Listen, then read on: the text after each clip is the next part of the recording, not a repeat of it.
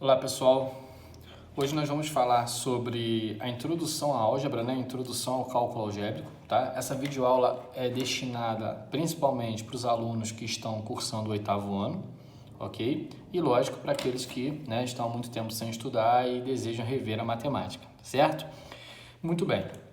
Primeiro nós vamos começar a falar sobre expressão algébrica. O que é uma expressão algébrica? Expressão algébrica é toda expressão que contém sinal, número e letra. Né? Vocês já conhecem uma expressão, né? Por exemplo, aquelas que a gente aprende no 6º ano, que tem potência, raiz quadrada, multiplicação, divisão, parênteses, aquilo tudo, né? Tudo uma expressão. Porém, se eu tiver, além de sinal e número, e eu tiver a letra, essa expressão ela não é mais numérica, ela é uma expressão algébrica. Coloquei aqui algumas para vocês observarem, ok? Repare que tem a letra, tem número, tem sinal, ó, todas elas, tá? Nós podemos classificar uma expressão algébrica assim, em racional ou irracional, certo? Sendo que a racional pode ser inteira ou fracionária, tá? Nós vamos já conversar sobre elas. Muito bem, então vamos lá. Expressão algébrica racional. Então, conforme eu falei, tem a inteira e a fracionária. O que é a expressão racional inteira? É aquela que não contém letras no denominador. Repare que essa expressão algébrica aqui, ela até tem a fração, né? Mas ela não tem letra aqui embaixo, tá? Aqui, ó, meu denominador é 1, então não tem letra, aqui também não, e aqui também não, beleza? Então a gente não pode confundir, porque quando fala assim, ó, expressão algébrica racional fracionária, o aluno quando ele olha para essa, ele pensa que é fracionária, porque isso aqui tem uma fração. E realmente é fácil confundir. Porém, não é assim, tá? Só é classificada como fracionária se tiver letra no denominador. No numerador pode ter ou não ter. Mas se o denominador tem, ela é racional fracionária. Se não tem, ela é racional inteira. Bem fácil, né? E a outra classificação é a expressão algébrica irracional, que é aquela que tem raiz com letra dentro da raiz. Beleza? Então, olha aqui, ó. Raiz quadrada de 3ab, 3 mais ab, né? Desculpa, 3a mais b. Tem letra dentro da raiz. Aqui, ó, x raiz de y mais 3a ao quadrado. Tem letra dentro da raiz. Ah, essa aqui tem uma fração, ela não é fracionária? Não. Porque se você voltar aqui, ó, contém letras no denominador, mas não dentro de radical. Então, ó, essa aqui ela é irracional, independente se o radical está no denominador, se está no numerador. Cuidado também com isso aqui, eu vou botar um exemplo aqui, ó. Raiz quadrada de 3 sobre A. Isso aqui é uma expressão algébrica fracionária, porque tem letra no denominador.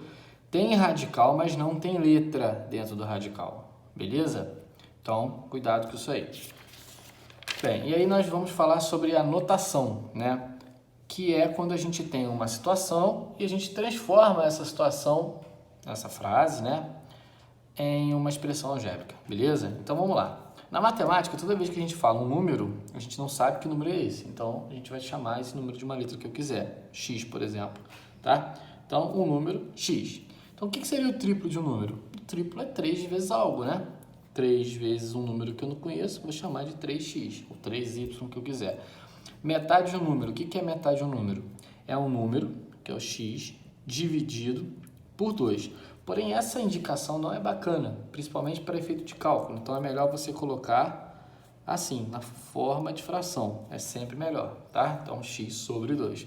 Então, a quinta parte do número, eu posso escrever x dividido por 5, né? Porque parte lembra divisão. E eu posso colocar na forma de fração, que é melhor, x sobre 5. Beleza? O quadrado de um número, né? O que é o quadrado? É quando está elevado a 2. Então, o número que eu não sei é x, então x elevado a 2 ao quadrado. O cubo de um número, x elevado a 3. Beleza? A quinta potência de um número, x elevado a 5. Então, é muito importante vocês não confundirem, por exemplo, dobro com quadrado. Né? Dobro é 2x, quadrado é x elevado a 2. Triplo é 3x, cubo é x elevado a 3. Então, não confundir essas palavras.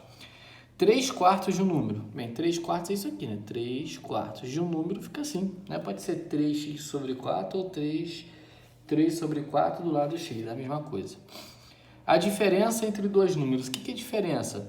Diferença é a conta de menos, né? Se são dois números diferentes, é 1 menos outro, que eu chamei de y, tá? São números diferentes, então eu não posso repetir a letra. Não pode ser x menos x. A razão, ou quociente entre dois números. Razão, galera, é divisão, né? Fração. Então, entre dois números vai ficar o quê? X sobre y, ou x dividido por y. Muito melhor assim, beleza? Aqui, vamos lá. Continuando. O quadrado da soma de dois números. Isso aqui é muito comum a galera confundir. Presta atenção. É o quadrado do quê? Da soma. Eu sei qual é essa soma? Não. Então, primeiro eu vou entender o que é a soma para determinar o quadrado. É sempre assim.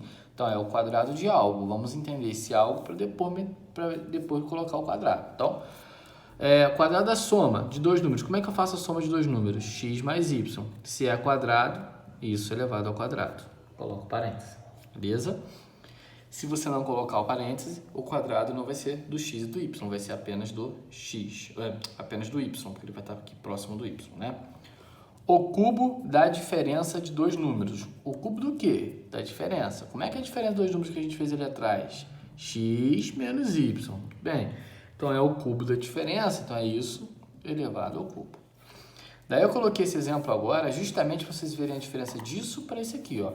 Aqui é a soma dos quadrados de dois números. Olha a diferença, ó. A soma dos quadrados de dois números. Então, eu preciso do quadrado de cada número para somar. Aqui em cima era o quadrado da soma. É diferente. Assim como eu poderia também fazer a soma dos cubos, a diferença dos cubos, beleza? Próximo, a diferença entre a quarta parte de um número e a quarta potência do mesmo número. Olha só, diferença. O que é diferença? Algo menos algo, certo? Vamos entender o que é a primeira parte.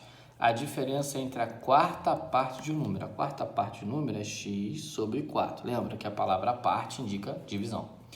E a quarta potência, então é algo elevado a 4 do mesmo número. Gente, se é o mesmo número, eu não posso trocar agora para y. Eu tenho que continuar com x e a quarta potência, x a quarta. Então, a diferença entre a quarta parte de um número e a quarta potência do mesmo número. Beleza? Próximo, produto entre um número e seu sucessor. O que é produto? Produto é vezes, né, galera? Ó, mais é soma, lógico, todo mundo sabe. Menos é diferença. Vezes, né, que aqui a gente não pode usar x, a gente vai usar ponto, né, por causa do x que já existe. Vezes é produto. E a divisão é o quociente. Ou também pode ser chamado de razão. Beleza? Então, quando eu falo produto, é alguma coisa, é vezes, tá? Um número, que número? X. Então, x vezes alguma coisa. Seu sucessor. O que é o sucessor? O sucessor que vem depois. Qual é o sucessor de 5, por exemplo? Não é 6? Então, qual é o sucessor de x? É o x mais 1, né? É o x mais uma unidade, porque o sucessor de 5 é 6, porque é o 5 mais uma unidade. Então, é x vezes o sucessor dele, que é x mais 1. Se fosse antecessor, seria x menos 1, beleza? E último, a metade da diferença de dois números. Metade do quê? Da diferença. Como é que é a diferença? X menos y, porque são dois números, né? Se é metade, eu tenho que dividir isso por quanto? Por 2. Então, a diferença toda dividido por 2. Beleza, galera? Espero que vocês tenham entendido, tenham gostado. Um grande abraço, valeu!